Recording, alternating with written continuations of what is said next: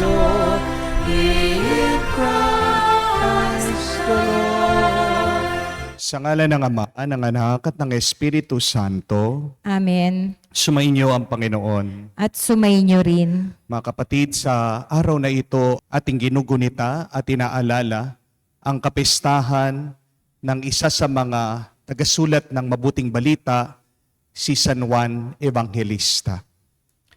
Tanging si San Juan lang sa mga apostol ang hindi pinatay. He died of old age. Pero napakaganda na naging kwento ng buhay ni San Juan. Hindi niya iniwan ang Panginoon. Sa lahat ng ginawa ni Jesus, palaging siyang nandoroon. Sa paggawa niya ng milagro, sa pagpapakain ng mga gutom, sa pagpapagaling ng mga may sakit, hanggang sa kamatayan ng ating Panginoon sa krus. Mga kapatid, huwag natin iwanan ang Panginoon. Ano man ang ating mga paghihirap, ano man ang ating mga problema, ano man ang mga masakit na ating mga pinagdadaanan, manatili tayo nakalapit sa Kanya. At pakinggan natin ang salita ng Diyos. Dahil sinulat ni San Juan ang mabuting balita para ang sino man maniwala sa ating Panginoon sa pamamagitan ng kanyang sinulat ay mapuno ng buhay at magkaroon ng buhay na walang hanggan.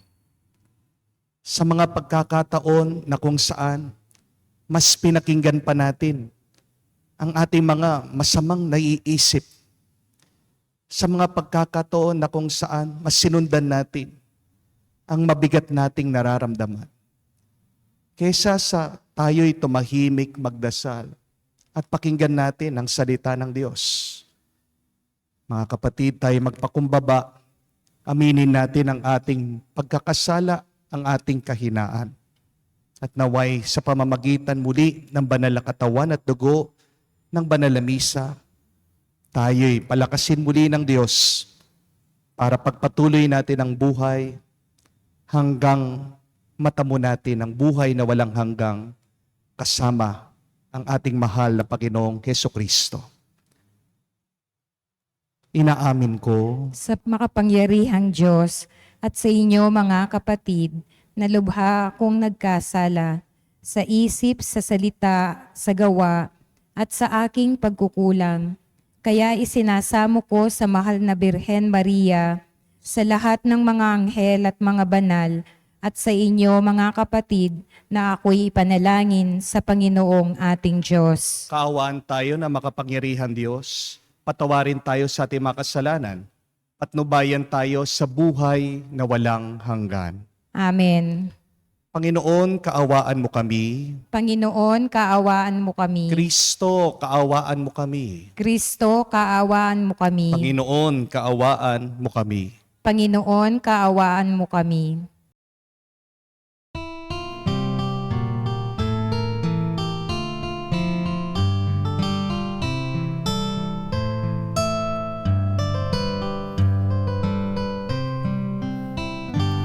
Luwalhati sa Diyos sa kaitaasan, kaloob sa lupa ay kapayapaan. Pinupuri ka at ipinangdarangal, sinasamba ka dahil sa dakila mong kalwalhatian. Panginoon naming Diyos, Hari ng langit, Amang makapangyarihan, Panginoong Hesukristo, bugtong na anak ng Diyos, Kordero ng Ama. Ikaw na nag-aalis ng mga kasalanan ng sanlibutan. Tanggapin mo ang aming kahilingan, ikaw na naluluklok sa kanan ng Ama. Maawa ka sa amin. Ikaw lamang ang banal, Panginoong Hesu Kristo, kasama na Espiritu, sa luwalhati ng Ama. Amen, amen, amen, amen.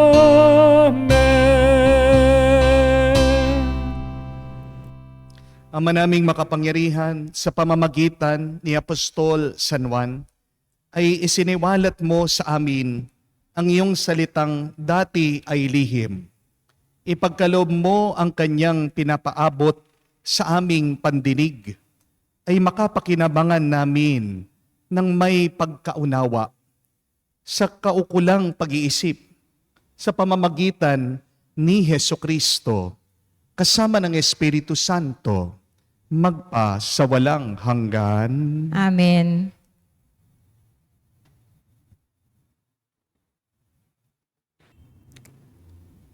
Pangsimula ng unang sulat ni Apostol San Juan.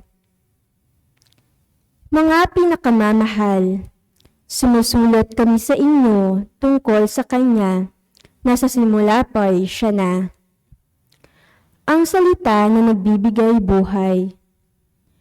Narinig namin siya at nakita, napagmasdan at nahipo ng aming mga kamay. Nahayag ang buhay. Nakita namin siya at pinatotohanan sa inyo, at ipinangangaral namin sa inyo ang buhay na walang hanggan na kasama ng Ama, at nahayag sa amin. Ipinahahayag nga namin sa inyo ang aming nakita at narinig, upang makasama namin kayo sa pakikiisa sa Ama at sa Kanyang Anak na si Hesukristo. Sinusulat namin ito upang malubos ang ating kagalakan. Ang salita ng Diyos. Salamat sa Diyos. Sa Panginooy magalak ang masunurit matapat. Sa Panginooy magalak ang masunurit matapat. Ang poon ay magahari, magalak ang kalupaan. Lahat kayong mga pulo ay magsaya at magdiwang. Ang paligid niya'y ulap na lipos ng kadiliman. Kaharian niya'y tapat at salig sa katarungan. Sa Panginooy magalak ang masunurit matapat. Yaong mga kabundukay natutunaw, parang pagkit, sa harapan ng dakilang Panginoon ng daigdig. Sa langit ay nahahayag, yaong kanyang katuwiran. Sa lupa ay makikita ang kanyang kadakilaan. Sa Panginooy magalak ang masunurit matapat. Sa tapat ang pamumuhay ay sisinag ang liwayway. Sa dalisay namang puso magahari kagalakan. Ang matuwid, ang gawain ay galak ang masusumpong. Sa maraming kabutihang ginawa ng Panginoon, ang ginawa ng ito'y dapat nating gunitain, at sa poon ay iukol ang papuring walang maliw.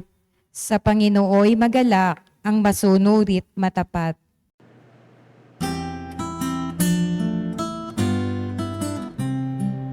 Alleluia, alleluia, alleluia,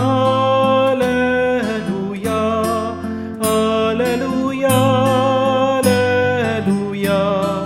alleluia, alleluia, alleluia, alleluia, alleluia, alleluia, alleluia. Mga tapat na apostol ay nagpupuri sa poon, sa langit habang panahon.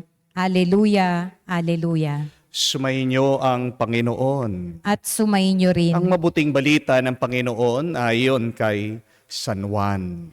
Papuri sa iyo, Panginoon. Madilim-dilim pa ng araw ng linggo, patakbong pumunta si Maria Magdalena kay Simon Pedro at sa alagad na mahal ni Jesus. At sinabi sa kanila, kinuha sa libingan ang Panginoon at hindi namin alam kung saan dinala. Kaya't si Pedro at ang nagsabing alagad ay nagpunta sa libingan. Kapwa sila tumakbo, ngunit si Pedro'y naunahan ng kasamang alagad. Yumuko ito at sumilip sa loob. Nakita niyang nakalagay ang mga kayong lino, ngunit hindi siya pumasok. Kasunod niyang dumating si Simon Pedro at tuloy-tuloy itong pumasok sa libingan. Nakita niya ang mga kayong lino at ang panyong binalot sa ulo. Hindi ito kasama ng mga kayong lino, kundi hiwalay na nakatiklop sa isang tabi. Pumasok din ang alagad na naunang dumating. Nakita niya ito at siya'y naniwala. Mga kapatid, ang mabuting balita ng ating Panginoon. Pinupuri ka namin, Panginoong Heso Kristo. Magandang araw po muli sa inyong lahat. At muli po sa inyong lahat na sumusubaybay sa ating online mass, Merry Christmas po. How do you know that somebody is special? How do you know that somebody is extraordinary? Someone is special and extraordinary not just because they are rich. Amen? Not just because they are talented, they are beautiful, they are good-looking. Someone is extraordinary when they help you to become an extraordinary person. Mga kapatid, kapag nakilala natin ang mga tamang tao, sila madalas ang nagiging daan para lumabas ang tama at mabuti nating pagkatao. The right people will always shift your life to the right path. The special and the extraordinary person will transform you from being a nobody into a somebody. Basahin niyo man po sa Biblia, napakaraming kwento ng ganyan. Hindi po ba? Hindi naman kilala dati si Joshua, pero naging leader siya pagkatapos niyang nakilala si Moises. Wala namang nakakaalam dati kay Elisha, pero nung nakilala niya si Elijah, naging isang dakila at marangal din siyang propeta. Dati hindi naman kilala si David. Isa lang naman siyang nagpapastol. Pero nung nakita siya, nakilala siya ni Propeta Samuel, siya ang pinili ng Diyos na maging hari. Wala namang nakakaalam kung sino si Timoteo. Pero nung nagkakilala sila ni San Pablo, naging misyonaryo siya. Naging isa siyang mananaral. Nang dahil din kay San Francisco ng Assisi, itong isang dalaga, si Santa Clara, nagkaroon ng pagnanais, pagnanasa na maging banal. At ngayon, inaalala po natin ang kapistahan ni San Juan dahil nakilala niya si Jesus, nagbago din ang kanyang buhay. Dati lang isang simpleng mangingisda si San Juan, pero dahil sa ating Panginoon, dahil si Jesus ay tinawag siya kasama ng kanyang kapatid si Santiago, naging isa siya sa mga apostol. Naging manunulat siya ng mabuting balita dahil sa ebanghelyo, dahil sa salita ng Diyos. Napakaraming tao sa buong mundo ang nagbago sa kanilang pamumuhay. Tingnan niyo po, kapag nakilala mo ang tamang tao, nagiging tama, mabuti, at banal ang iyong pagkatao. Lumalabas ang galing at ang regalo natin dahil sa tulong nitong mga mabubuti at banal na tao. This is why we should remember, my dear friends, the greatest thing that a person can do for you is not to give you treasure. It is not to give you gifts. It is not to give you money. But the greatest thing that a person can give to you is to reveal the treasure, the gift, the wealth inside of you. Tandaan niyo po yan. At walang ibang makakapagpalabas ng ating mga galing, talento, kabutihan, kabanalan, kung hindi ang Diyos. Amen? Mga kapatid, please understand that without God, there won't be saints. Without God, we won't have any intelligence and wisdom. With God, we can overcome all our problems, most especially if we live in Christ who strengthens us. So listen and follow God closely. And follow also extraordinary people in your life so that your life will become a blessing. Gusto mong maging isang grasya, pagpapala, yung buhay mo. Kailangan mong piliin, sundin, at manatili sa mga tamang tao. At wala nang ibang pinakatama at mabuti para sa atin kung hindi ang Diyos. Amen? Kaya nga po mga kapatid, tandaan po natin, maiksi lang ang buhay.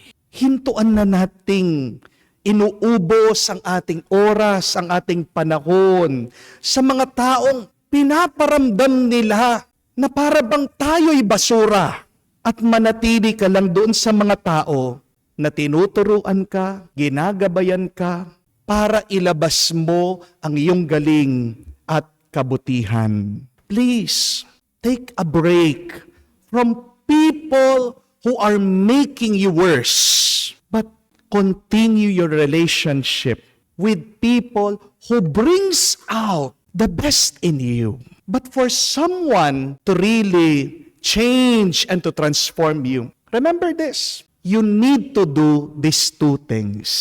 First, you must allow them in your life. But second, you must spend a lot of time with the right people. Una, papasukin mo naman sa iyong buhay itong mga mabubuting tao. Itong mga taong talagang nakakatulong para gumanda ang buhay mo. Understand that a ship only sinks when it lets in water. Di po ba?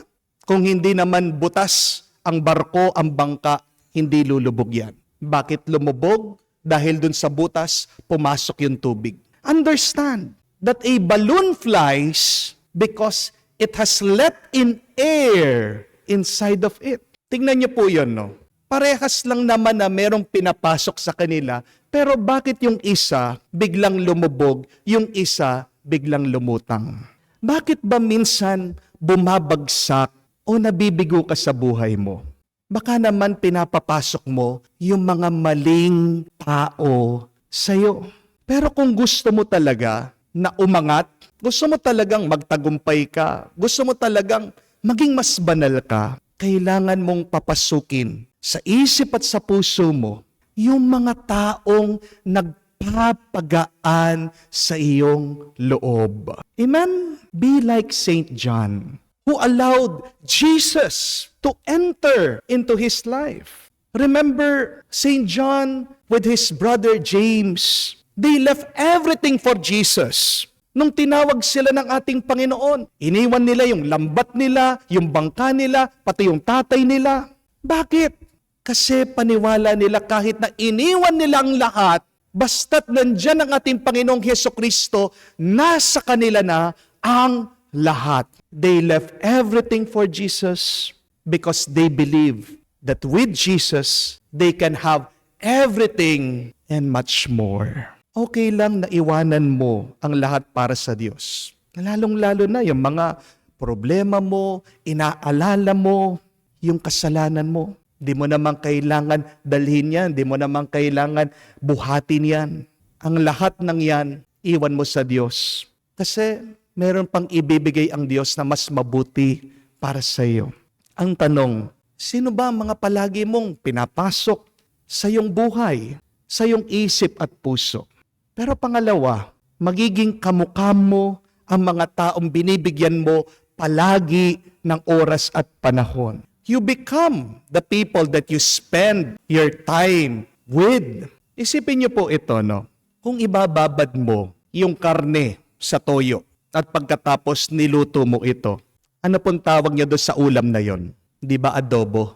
Kung kumuha ka ng karne, ibabad mo sa asukal, pagkatapos iluto mo, anong tawag niya po doon sa ulam na yon?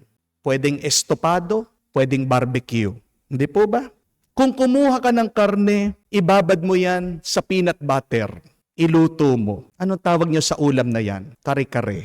Tingnan niyo po yan, no? Di po ba nakakapagtaka? Na iisang karne lang, pero pag niluto mo, nag-iiba-iba. Kasi nagdidepende yan doon sa kung saan mo binabad yung karne. Amen? At ganyan din po sa ating mga tao. Iisa lang tayo, magkakamukha tayo tayong mga tao. Pero bakit ba minsan nag-iiba-iba tayo? Oo, maaaring iba-iba tayo sa ating pag-iisip, maaaring iba-iba ang ating mga desisyon, maaaring iba-iba ang ating mga pinanggalingan, pero nag-iiba din ang ating mga pagkatao, depende kung saan mo binabad ang iyong sarili. Ibabad mo ang iyong sarili, binibigyan mo ng oras ang mga taong mabisyo, magiging mabisyo ka. Hindi po ba? Babad ka na nakikipagchismisan sa iba? Anong nangyayari sa'yo? Nagiging sino ka? Kung hindi, isa ding chismosa. Kung nagbababad ka sa mga negatibong tao, edi nagiging negatibo ka din. Hindi po ba? Pero kung babad ka sa mga taong matatalino, nagiging matalino ka din. Kung nagbababad ka sa mga taong masisipag, nagiging masipag ka din. Kung nagbababad ka sa mga tao na may pagnanasang maglingkod sa Diyos, nagkakaroon ka din ng pagnanais na paglingkuran ng Diyos. Amen? Si San Juan ay tinawag na ang pinakamamahal na alagad ng ating Panginoon. Bakit? Why was John called the beloved disciple of Jesus? Kasi binabad niya ang kanyang sarili kay Kristo. Kasi tapat siya na sumunod kay Jesus. Nasaan man siya, anumang ginagawa ng ating Panginoon, nandun siya. Gumagawa siya ng himala, nandun si San Juan. Nagtuturo ang ating Panginoon, katabi niya si San Juan. Ang ating Panginoon ay nagdadasal, malapit din si San Juan. Nung pinako ang ating Panginoon sa krus, habang ang lahat ng mga apostol ay nagsialisan, tumakas, nandoon sa ibaba ng krus si San Juan. Kung magbababad ka sa presensya ng Diyos, malaki ang pagbabago na mararanasan mo. Kung ibababad mo ang iyong sarili palagi sa presensya ng Diyos, mararamdaman mo din ang pagmamahal, ang pagpapala ng Panginoon. Amen? Mga kapatid, magdasal po tayo. Una, papasukin sana natin ang Diyos sa ating isip at puso. Iwasan natin ang mga taong negatibo, ang mga taong wala naman tulong para gumanda ang ating pagkatao. Pero pangalawa, sana magbigay din tayo ng wastong oras at panahon sa Diyos para mabago niya ang ating pagkatao na kamukha niya, kawangis niya, mabuti at banal. Ilapit mo ang sarili mo sa mabuting Diyos at mapapabuti ka. Tutulungan ka ng Diyos na baguhin mo ang buhay mo kung hahayaan mo lang siya. Believe God in His great love will transform you from being a nobody into a somebody. From being an ordinary person into an extraordinary person. From being a sinner to being a blessed one. Ito po yung ating ipagdasal. Sa banal na misang ito, ipatulong natin kay San Juan. Sabihin natin sa kanya, San Juan Evangelista, tulungan mo kami ipagdasal ngayon at magpakailanman. Amen.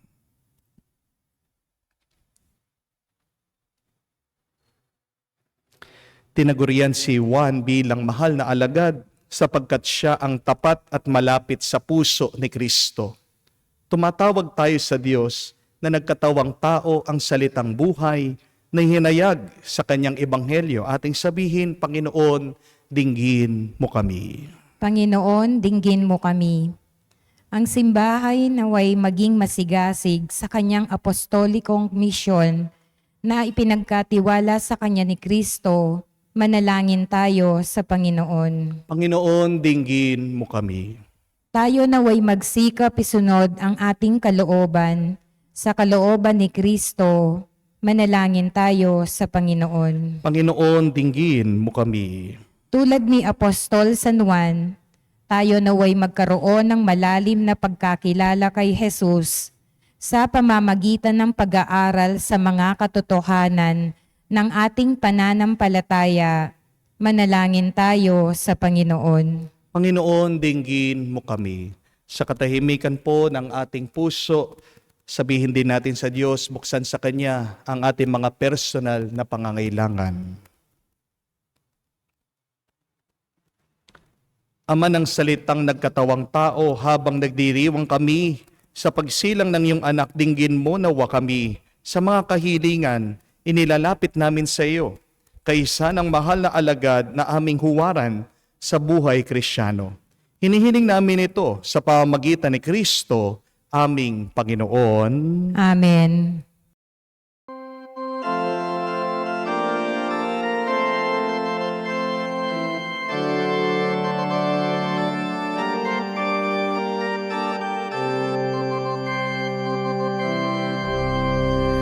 Maging tinapay ng aming tuwa, maging alat ng aming saya, maging kanta ng aming galak, maging katawan mo kami, Jesus.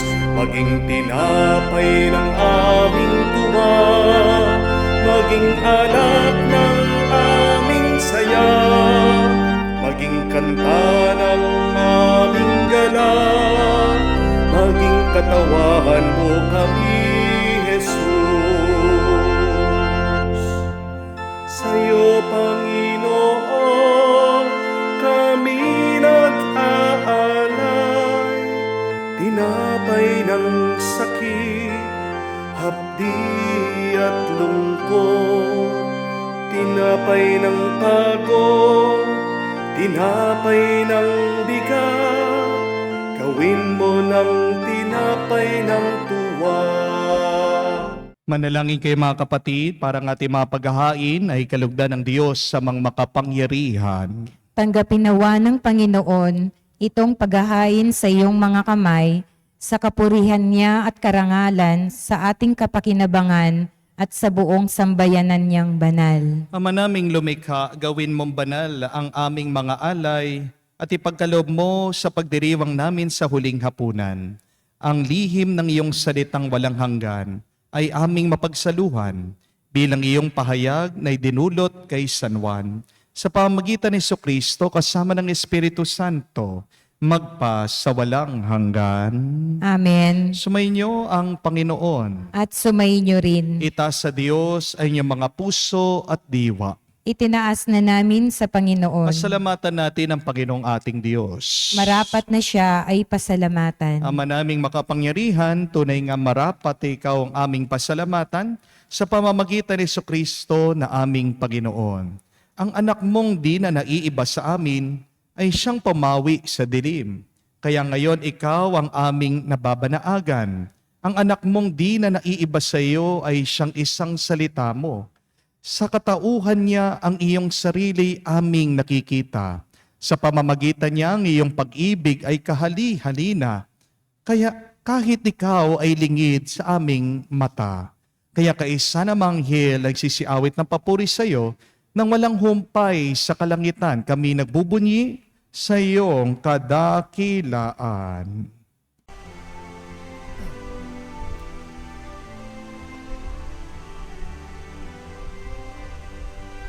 Santo, Santo, Santo, Panginoong Diyos ng mga hukbo, napupuno ang langit at lupa ng kadakilaan mo. Hosana, Hosana, sa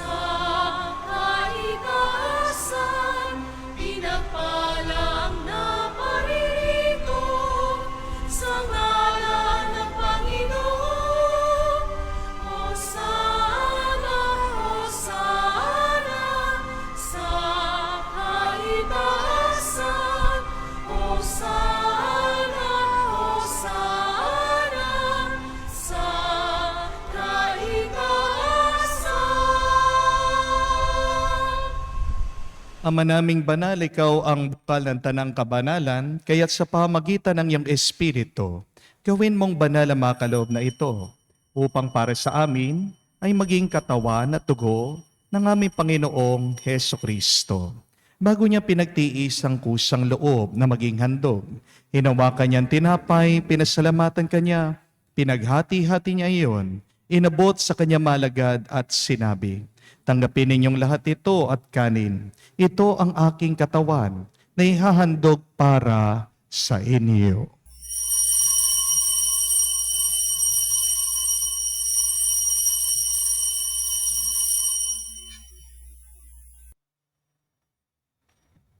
Gayon din naman na matapos ang hapunan, hinawakan niyang kalis. Muli kanyang pinasalamatan. Inabot niyang kalis sa kanyang mga alagad at sinabi, "Tanggapin ninyong lahat ito at inumin. Ito ang kalis ng aking dugo, ng bago at walang hanggan tipan. Ang aking dugo na ibubuhos para sa inyo at para sa lahat, sa ipagpapatawad ng mga kasalanan. Gawin ninyo ito sa pag-aalaala sa akin."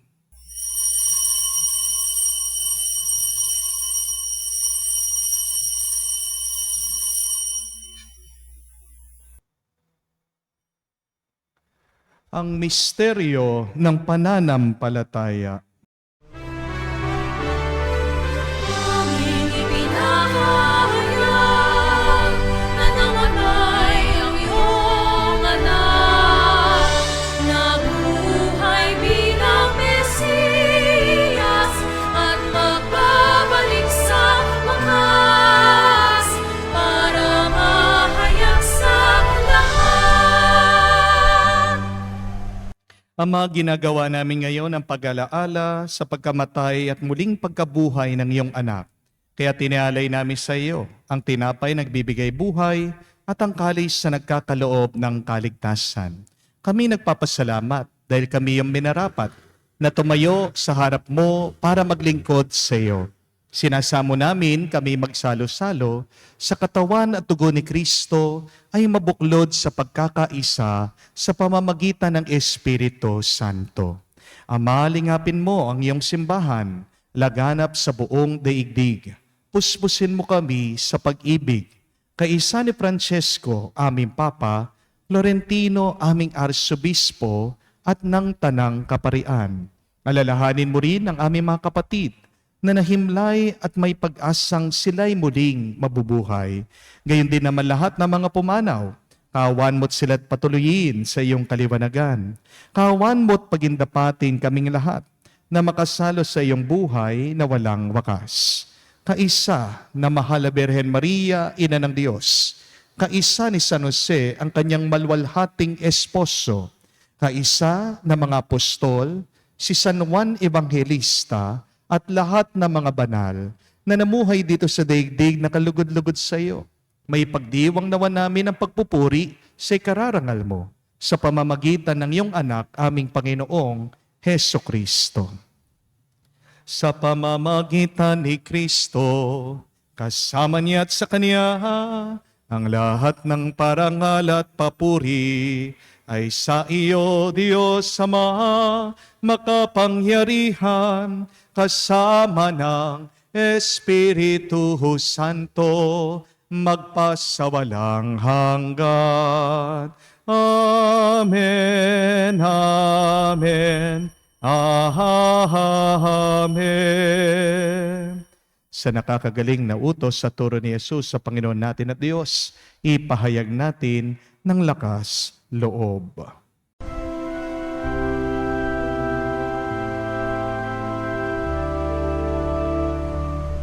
Ama namin, sumasalangit ka, sambahin ang ngalan mo, mapasa amin ang kaharian mo, sundin ang loob mo dito sa lupa para nang sa langit.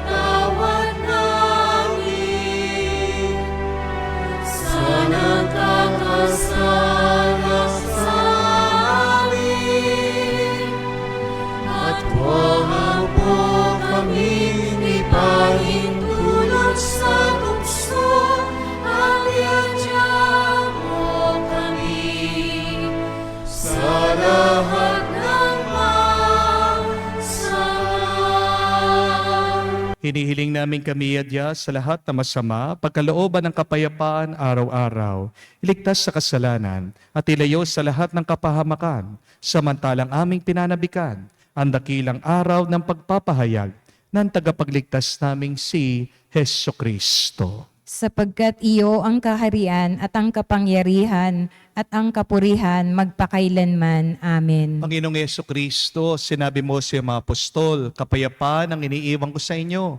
Ang aking kapayapaan binibigay ko sa inyo. Tunghayan mo ang aming pananampalataya at huwag ang aming pagkakasala. Pagkalooban mo kami ng kapayapaan at pagkakaisa ayon sa iyong kalooban. Kasama ng Espiritu Santo, magpa sa walang hanggan. Amen. Kapayapaan ng Panginoon ay laging sumainyo. At sumainyo rin. Magbigayan po tayo ng kapayapaan sa bawat isa. Pisuin niyo po, kapayapaan po sa inyong lahat.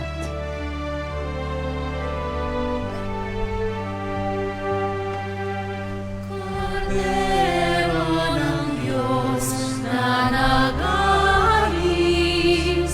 ng mga kasalanan ng sanlibutan, maawa ka sa amin.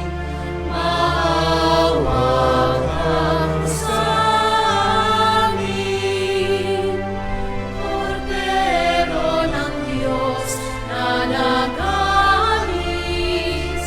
ng mga kasalanan ng sanlibutan, maawa ka sa amin.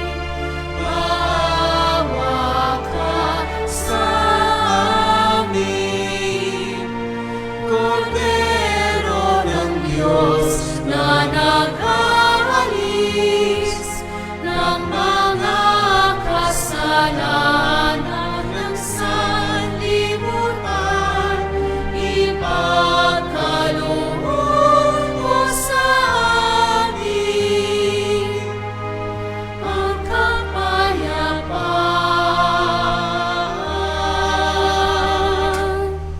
Mga kapatid, naririto ang ating Panginoong Jesucristo, ang Kordero ng Diyos, siya nag-aalis sa mga kasalanan ng sanlibutan. Mapalad tayong lumalapit sa piging ng Kordero. Panginoon, hindi ako karapat-dapat na magpatuloy sa iyo, ngunit sa isang salita mo lamang ay gagaling na ako.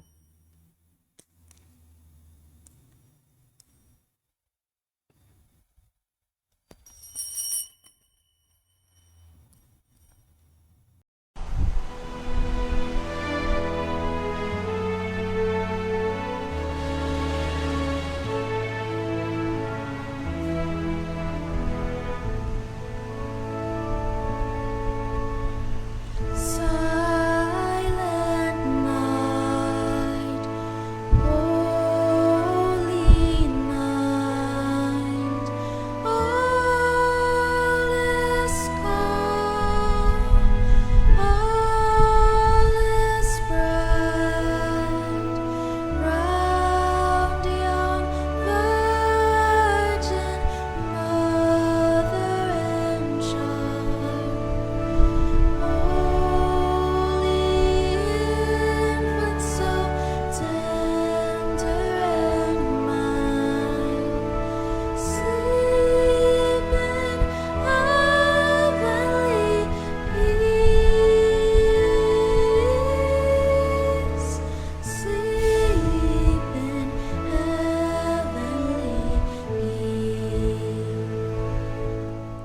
Ama naming mapagmahal, ipagkaloob mo ang iyong salitang nagkatawang tao na ipinangaral ni Apostol San Juan ay mamalagi ang nananahan sa amin, pakundangan sa banal na pakikinabang, sa pinagdiriwang na paghahain, sa pamamagitan ni Jesucristo, kasama ng Espiritu Santo magpa sa walang hanggan. Amen. Maaaring alam niyo po ang ibig sabihin ng mga initials na BI. BI ka. Ibig sabihin, bad influence ka. Alam niyo po ba yon? Imbis na bad influence ang ibig sabihin ng BI, pwede naman natin piliin o palitan na maging mga beautiful influence. Hindi po ba? Dalawa palagi ang pwede nating pagpilian sa buhay. Ang maging mabuti, ang maging masama. Ang sumunod sa Diyos, ang sumuway sa Diyos. Ang pumunta sa langit o pumunta sa impyerno. Palagi ko sinasabi yan, na kung ikaw man ay pupunta sa impyerno, hindi dahil gusto ng Diyos, pero dahil ginusto mo. Isang dahilan bakit isinilang ang ating Panginoong Hesukristo dito sa mundo para tayo ay maibalik niya doon sa kanyang kaharian sa langit. Gusto ng Diyos na maging maganda ang ating buhay. Kaya naman, ginawa din ang mabuting balita para ang sino man makarinig at maniwala ay magkaroon hindi lang ng buhay, kung hindi umaapaw na buhay kasama ang Diyos. Yan nga po ang ating assignment para sa araw na ito. Lapitan nyo, samahan nyo, manatili kayo dun sa mga BI na tao. Beautiful influences. Iwasan nyo yung mga bad influences.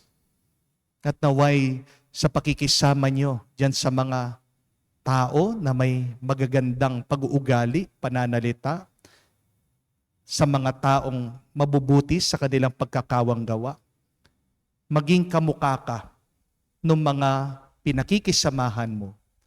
Makamukha mo sana yung mga mabubuting taong makakaibigan mo. May also be one of the beautiful influences to other people. Sumainyo ang Panginoon. At sumainyo rin. At kayo ay basbasan ng Diyos, makapangyarihan sa lahat, sa ngalan ng Ama, ng Anak, at ng Espiritu Santo. Amen. Ang ating misa ay natapos na, humayo kayo sa kapayapaan ni Kristo. Salamat sa Diyos.